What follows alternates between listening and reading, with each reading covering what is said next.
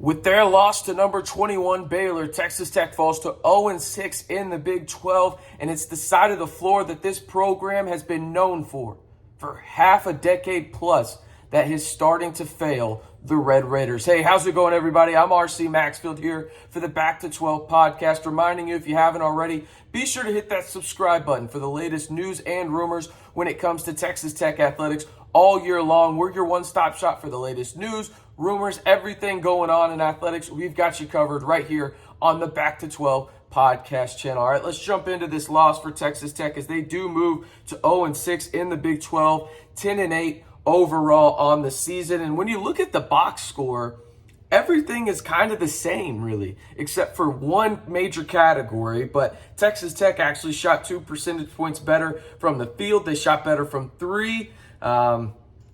They lost at the free throw line by 6 points. They had 3 less attempts, but just shot 20% less. But really, the big issue for Texas Tech is they only created 3 Baylor turnovers.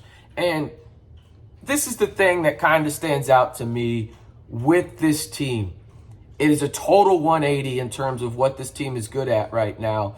And to be fair, I think the offense is slightly above average, but the defense has taken not one step back, but probably closer to 5 and 6. Because when you think about Texas Tech men's basketball, the thing that you've thought about for the past half decade is they're going to beat your ass on the defensive end, right? Like, they are going to switch 1 through 5. You're going to go into literally a hell in a cell type scenario when it comes to the WWE reference right there.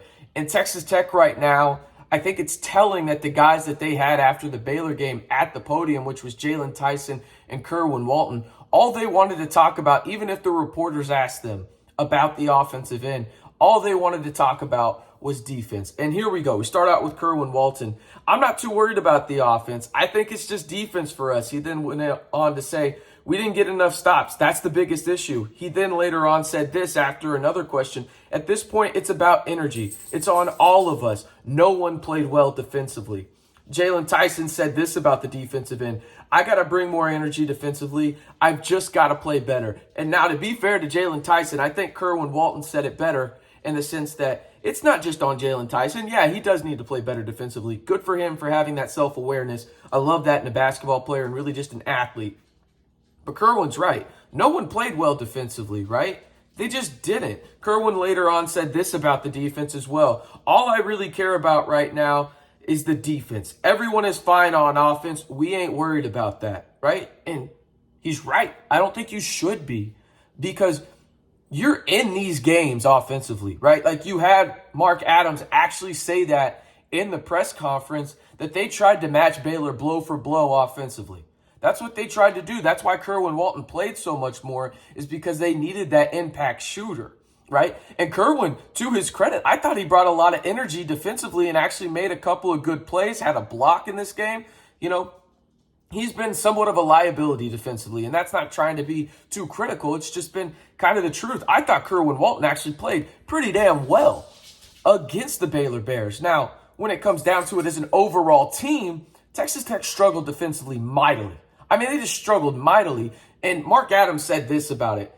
He mentioned in the press conference that the past 2 years, Texas Tech has been able to switch everything 1 through 5. And he mentioned Bryson Williams. He mentioned Marcus Santos Silva. You had those guys that could go on the perimeter and really be impactful defenders, mainly Marcus Santos Silva, who I think when we look back at it, may be one of the most underappreciated Texas Tech bigs of all time. Like, all time, legitimately, for his versatility and what he did in his second year at Texas Tech. But Texas Tech doesn't have that luxury this year, right, when it comes to getting bigs and feeling comfortable with them on the perimeter. That's no knock on Fardaws. That's no knock on Bacho. It's just not part of their game, right? So teams around the Big 12, you see it, Texas, you see it, Baylor the past 2 games, where they try and isolate and get a guard and get that switch on the perimeter where it's Dawes or Bacho on the perimeter and shoot, even KO as well. And they take advantage of it. I remember last night, there was one play where it was LJ Cryer, and then you had Thamba come up and set the screen. Thamba didn't even set the screen, right? He stayed back 4 feet, fake screened almost in a way, but Pop was trying to recover to stay on because he knew the switch was happening. and the switch didn't happen. So Jalen Tyson stayed back because he had already gotten switched on. And so there was a gap there, and Cryer just shot the three and didn't miss, right? Like, so you look at what Texas Tech had to deal with in terms of some of these switches, and Cryer was perfect from three last night. These guys got all kinds of range to the Baylor Bears. And Texas Tech, to their credit, they made some adjustments. They ran zone for a play here or there. But really, when it comes down to it, Baylor just absolutely abused the switches on the bigs, and they got what they wanted when it came to getting a Texas Tech big on the perimeter, whether that was Fardaws, whether that was Bacho, whether that was KO, it didn't matter. And that's what Texas Tech has to change. I think you have to realize the personnel on this team right now, and you can't switch everything, right? You kind of went in on the offensive side and give them credit. I think that they nailed a couple of those guys, whether that's Pop or so on and so forth down the line. Lamar, who I think should be playing more as well, right? They've got some players on the offensive end. I'm not worried at all on the offensive end. I think they'll be fine. The defensive end, however, there needs to be some big-time changes, and I think where it starts is you can't be switching everything. You got to fight through ball screens now, and I know that's uncharacteristic for this Texas Tech defense, but I think that's kind of where you're at. And the crazy part is you don't have any time or the luxury to have a quote-unquote down game, right? You got Kansas State coming up. And Kansas State right now, you could argue, is the best team in the Big 12. They just beat the best team in the Big 12, in my opinion, which was Kansas. So maybe Kansas State and Jerome Tang is now the number one team in the Big 12. They're about to be a top 7 team in the country, ladies and gentlemen, right? And that's who you play on Saturday afternoon in Manhattan, Kansas. There's no rest for the weary here, right? And I think that's the part where Texas Tech just has to throw things out there, right? There is no wrong answers now. It's almost like that old saying, just throw crap up against the wall and see what sticks. I think Texas Tech needs to kind of do that defensively to a degree. You've got the talented athletes there. This team is solid when it comes to talent. There's no denying that. They're in all of these games except for really the Iowa State game, right? You're in all of these games. The broadcast mentioned it. In 4 of the 5 games that you lost prior to the Baylor game, it was a 2-possession game.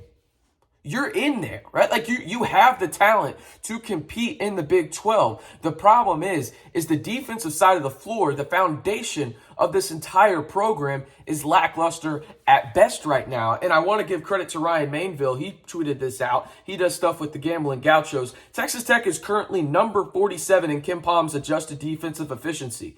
Listen, that's good for a lot of programs, but not for Texas Tech. He went on to say this: the Red Raiders haven't finished a season lower than number 18 in that metric since the 2016-2017 season. We are legitimately talking half a decade, right?